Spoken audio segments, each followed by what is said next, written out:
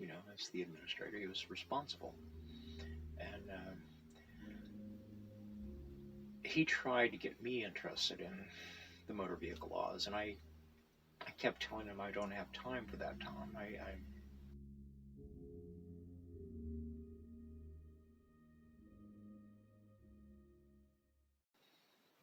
I'm trying to save my kid. He's stuck in family court, and I haven't seen him. I haven't seen him for years. Eventually it was years. I hung out with Tom for 8 or 9 years, and but he was really frustrated and felt bad about Brad Swank. Brad Swank was one of his staff who wrote the motor vehicle laws, who drafted the entire revision of the 1983, 85, 86, 87 version of it. And he even wrote a book about it. I read his book. I interviewed Brad eventually, years later, not at the time, but years later. And but who's filling it? Who's got Tom's job today? Oh, that's a gentleman named Dexter Johnson. Okay, so Tom's job was to... There was a guy in between named Greg Chamaw. Oh, after Tom, but before Dexter? Mm-hmm. Okay, so Tom's job was to take... The committee reads the bill, and they read it a couple times, and then they send it over. They read it 3 times, and then they send it to the other side of the Legislative Assembly, and they read it 3 times. And these bills come from lobbyists, senators, representatives, people of interest for specific... And agencies. But the agency sent the idea directly to the Legislative Assembly in 1985. That was a major bill. The option to title vehicles that are not subject to the titling requirement, but an option. And they didn't say in the law, the enactment, who could exercise on this option. But it said, and these are the words of the law, this is a direct quote, it says, the Department of Transportation by rule may provide for the optional titling of vehicles that are not subject to the titling requirement.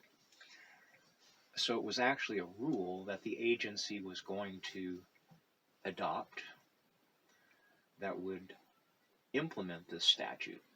Okay, and so that's an example of okay. An agency drafting a bill, Mm-hmm. and it goes through a process, trying to describe Tom's position and the process. He's an administrator. He just advises them on the legality of things, amendments. Them being anybody interested in drafting a bill or having an idea for a bill. He advises the Legislative Assembly. Okay. He's their attorney. And he was advising you, or? He was helping me understand the way the law works. He said, not all ideas that are submitted for bills become laws, and sometimes, a lot of the times, you can tell which ones are going to make it and which ones are not. And he kind of coached me on that a little bit. And at one point, it must have been 85, because he said, you've been around long enough. You don't need to come through my stable of attorneys to write bills. You can write it yourself. You'd been there long enough. How long are you? Well, that had been 2 years. Okay. So, and he said, if you need any help, you can come to me directly, and I'll give you whatever help you need. And so okay. I never did call on him for any help. But you did go and hang out with him in his office and talk about various things. Yeah. Okay. And so you gave, what's the lady's name that worked for Tom, your draft for a bill. Vanderbilt. Vanderbilt. I can't remember her first name. And she took it, and somehow the Oregonian got it. She gave it to them. Okay. She was in control of it. She had it. It had not been even given. I guess it had been given to the committee, but I hadn't seen it, and I don't think it had been given to the committee, or I would have seen it. So you hear this on the radio. You hear your name on the radio. And what did you do? And I called in, and I said, that's not my bill. I don't know anything about that which you're speaking of presently. You called the radio? Yeah, it was a talk show. Did you go to Tom? Because she was... Yeah, I went to Tom. I told him, what are you going to do about this gal? And he didn't say what he would do about her. He just said, well, you don't have to come through my stable of attorneys. You can write your own bills. That wasn't very helpful.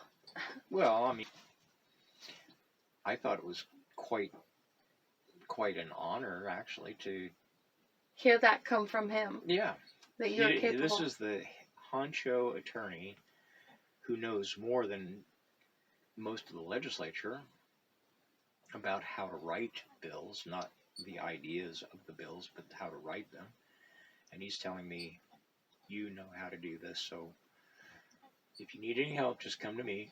The statutes come from the bills. When they're passed, when the last thing that happens is that a bill gets signed by the Speaker of the House, the Secretary of State, the Senate President, the Senate Secretary of the Senate President, and the governor. 5 people. Now it's a law. It was a bill. Now when those 5 people sign it, then it's a law. It's got the year and a chapter number. And then used to be during the even numbered years, that's when legislative council would put them on the book into statutes. But they were supposed to be verbatim what the bill said.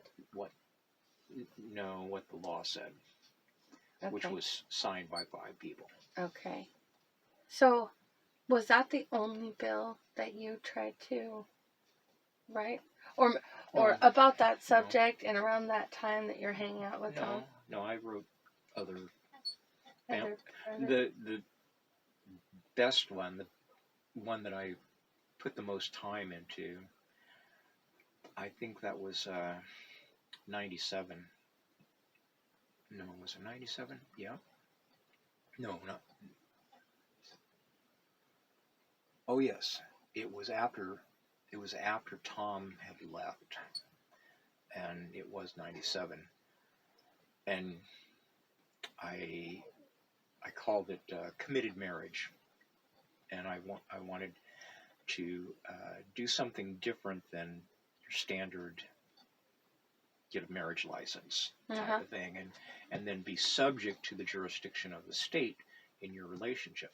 So I proposed going to the Secretary of State's office as more like a business between a guy and a gal, and getting a corporate type of thing. But you wouldn't be a corporation; you'd be a man and a woman in a relationship, and give them incentives to work out any problems, so that and they would understand this is going to be between us. We're not going to ask the state to help us out in a marriage, right?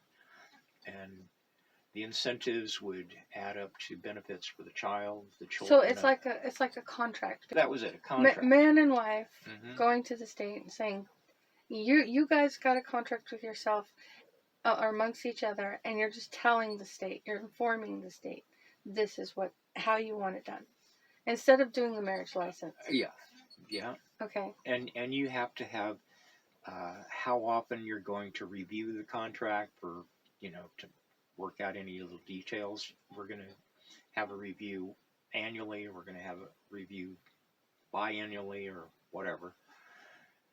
But you just live by the terms that you prescribe.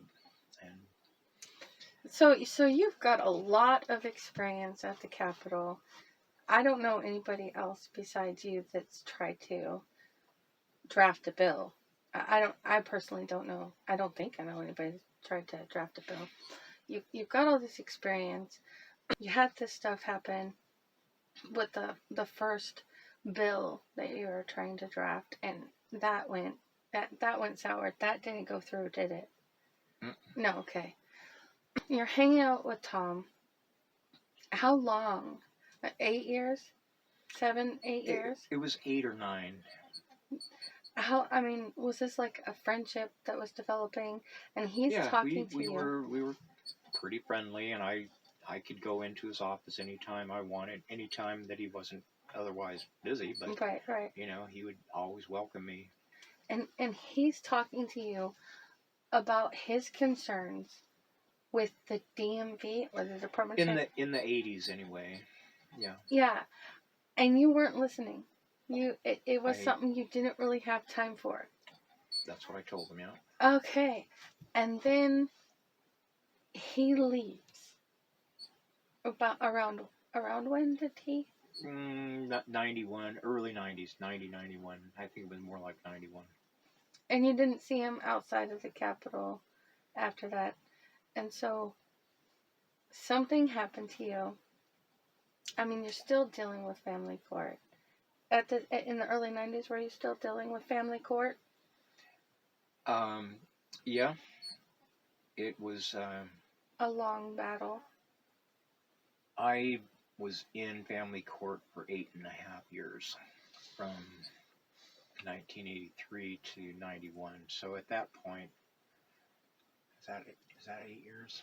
7, 8, not, yeah, 8, 9. So that was 8 years, 8.5.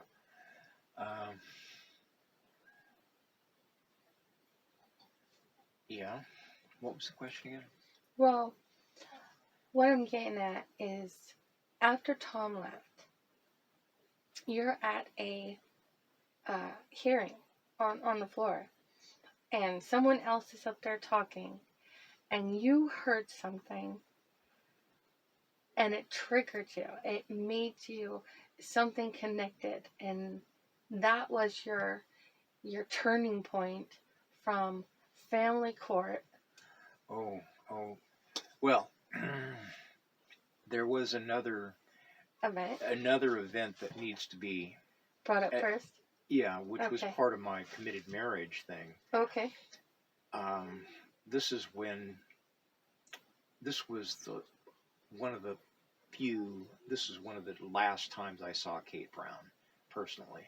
But I handed my bill idea in a final draft. I mean, it was completely drafted, and I said, "Can you help me get this through?" And so Senator Abel Gordley said, "Yeah," and she took it to the Women's Legislative Caucus. Go ahead. Senator Abel Gordley.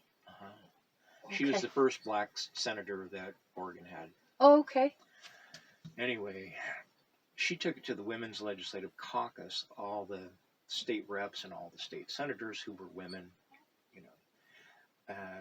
came to this, and they unanimously voted to support that bill through the session, which probably meant that it was going to succeed, right? Okay. So I went to Abel's office. I'm not sure whether it was the day before or the day after that bill numbers had to be on bills. And I said, "What's the bill number?"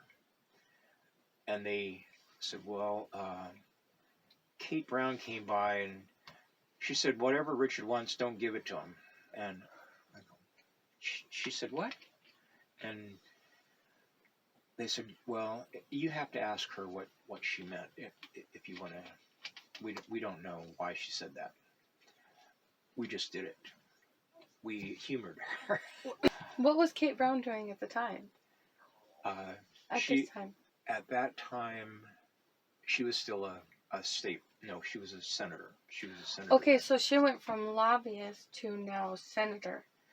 Well, she went through state rep. When she was a state rep, she got in, I think it was 93, she got the stalking law passed. The Judiciary Committee that she was on got Oregon stalking law passed. And she even carried the bill to the floor of the House for the vote. She was the person who went down and said, "This is a great bill we've just been working on," and she read it to them. She read it to the floor. That was the third reading. So she was part of drafting it. Yeah, the Judiciary Committee was responsible for the shape of the bill, and she's telling them, this is our best effort, and so they passed it and gave it to the Senate. And this was in what year? 93. 93. And that was, that was 97, I'm sorry, 93. 97, that was the year that I did the committed marriage thing. And